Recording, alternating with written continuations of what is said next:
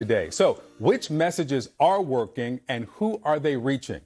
Here with us now are leaders of groups doing their own work to reach voters.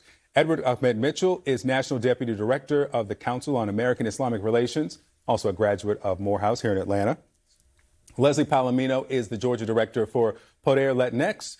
And Jennifer Lee is the Policy Director for the group Asian Americans Advancing Justice Atlanta. Thank you all for being here. And I start with the first question. Are there still significant numbers of undecided voters? Are there? So what I would say is what we've seen is, as a nonpartisan organization, the biggest challenge is not being undecided, but is getting people to come out to vote. Groups like Asian Americans who have traditionally not felt like they've been seen or heard or included as part of the process. Our message to Asian American voters is to say, your vote really matters in this election, and it is significant whether or not you come out and vote. And that message has been working. We've seen this fast-growing community that has traditionally lagged behind in their participation really increase their participation on election day. You know, it's interesting. I've had this conversation before that the campaigns, and it's not exclusive to one or the other, they don't do a good job of reaching out and engaging Asian American voters. Has that changed this cycle, especially with Kamala Harris at the top of one ticket? We've really seen that improve. Yeah. I think even 5-10 years ago in Georgia and all across the country, a lot of Asian American voters felt ignored. We've talked to voters at the doors that said, no one's ever come here before. Yeah. And so when we do our outreach, it's really important to do that to all communities, to do that in a language that they prefer. And we've seen that really make a difference. Leslie, there was this really interesting finding in the new CNN poll out this weekend, and I want to bring this to you. A little more than half of Harris's supporters say that their vote is more for her than against Trump. So just 54% say they're voting for her. When you look at Trump's voters, nearly 3/4 are voting for him versus against Harris. Is the indecision of these undecided voters, is it issue and policy focused, or is it on personality and character? Thank you so much for that question. When it comes to Latino voters, in the state of Georgia, we make up more than 435,000 eligible voters in our state. And with the Latino vote, we are not a monolith. We are very diverse with our political experiences, religion, and culture. And that really plays a factor. Yeah. Edward, you were my first guest on my first show. The show turns 1 next week. Congratulations. Thank you very much. And what we were talking about, this was right after October 7th, just a few weeks into the war, and there were so many Arab American voters who were just starting to express their displeasure with the administration's support for Israel. And we've seen over the year, during the primaries, so many withhold the vote from then President Biden. But now the question is, are they still withholding the vote and their support for Kamala Harris? Many of them, yes. So the poll that we conducted about a month ago showed that the presidential race among Muslim voters, not really a race between Harris and Trump, it's a race between Harris and Jill Stein, the Green Party candidate. We had 29% voting for Harris, 29% for Stein, 11% for Trump, and then a lot undecided. And so Gaza is the top issue for the American Muslim community across the board, whether you're Black Muslim, Arab Muslim, that is the top issue, is stopping what our community views as a genocide. And they feel that neither major party candidate has laid out a plan to do that, and that's why third-party candidates are polling so well.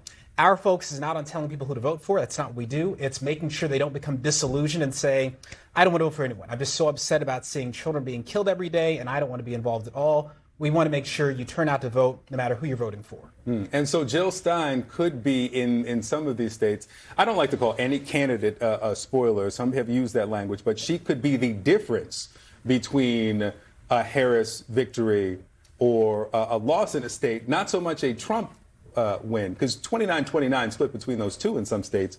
That could be pretty sizable. Yeah, look, there are 2.5 million eligible Muslim voters, and many of them are in swing states like Georgia, Michigan, and Pennsylvania. So those states, because of the narrow margins of victory, it is quite possible the Muslim community voting for or against a candidate could influence the result of that race. And that is why I think you see Vice President Harris belatedly making a more concerted effort to try to address the concerns of Muslim voters. You even see Donald Trump reaching out to Muslim voters, trying to meet with them, and Jill Stein and other third parties have been doing that consistently. So I think there's a recognition that the American Muslim community has a big role to play in this election. The question is, are any candidates willing to say what they need to say about the genocide in Gaza to get their vote? Jennifer, it seems like it's really been much longer. But the vice president has only been at the top of the ticket for like 14 weeks, right? So it's a really short campaign for her at the top. Has her taking over or now being the nominee, has that shifted voters from off the sidelines to engaged or pulled or realigned their potential alliances anyway, that they wouldn't have been in certain positions had Biden still been at the top of the ticket? I think we've certainly seen some more excitement from some voters, particularly women voters, I think, that are more excited than they were prior. Yeah. But I think there's still a lot of disillusionment, as was said earlier. At this point, there's just been a lot of fatigue, I think. And again, our job is, of course, to make sure that people understand that they have the agency to not get tired right before Election Day and to really continue growing in the influence that the Asian American Pacific Islander community has. In Georgia, they now make up 4% of the population, and that, again, is a significant, small but significant group that can really decide the results of an election. When you consider how close it was, fewer than 12,000 votes in 2020, 4% is sizable. Leslie, to you, I had Mike Madrid on, who is a veteran strategist, Latino analyst who has his new book out, The Latino Century, in which he questions the distinctions between the two approaches from the campaigns. Donald Trump has changed from Latinos for Trump to Latino Americans for Trump, the branding of it. The Harris campaign has hombres con Harris and Latinos con Harris. And the way in which rhetorically they approach the Latino community, he says, is problematic for Democrats. You talk about the community not being a monolith. There are Latinos who have been obviously in this country for many generations.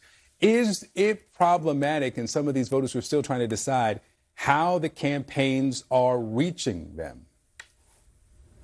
Yes, thank you for that question. In our work at Poder Latinx, when we're doing nonpartisan voter registration, we were able to also see a surge of Latino voters who were interested to register to vote, and how the campaigns decide to reach our community. It's important that they are listening to what our concerns are at the end of the day, which it's not just, immigration, it's healthcare, it's access to good paying jobs, paid leave. Yeah, across the board, the economy is still number one, regardless of demographic, regardless of region. We're seeing the economic concerns still at the top. All right, Edward, Leslie, Jennifer, thank you all for coming in.